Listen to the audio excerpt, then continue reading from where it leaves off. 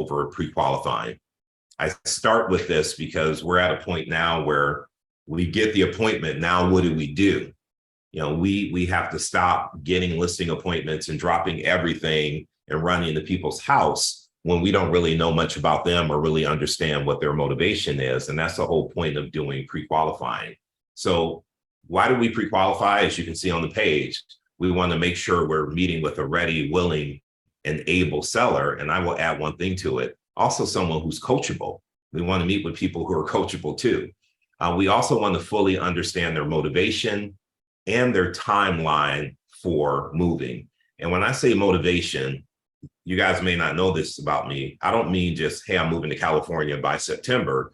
We're going to go several layers deep to fully understand their motivation, because when we know what's important to them, we know what buttons to push to get them to make a buying decision and choose us. So it's really important that we don't skip over this process. We take our time and really go through our scripting and making sure we understand the pre-qualification process. We also want to uncover any objections they have for us before we arrive. When you're pre-qualifying, it's not a time to overcome the objections or to answer their questions. It's so that you understand what objections may come up at your actual appointment and what questions they may have. It also helps you set yourself apart from other agents. Most agents do the whole, hey, I got the appointment, I'll be at your house at 6. When you take time to say, hey, before I come out, there are several questions that I need to cover with you before I come out there, this allows you to understand more about the seller, have a better connection with them. And when you have the connection, then you're not convincing them to list with you. You're making a connection with them based on what's important to them. And then also to protect our greatest asset, and our greatest asset is time. And one thing I need you to understand is that every listing appointment is not a great listing appointment.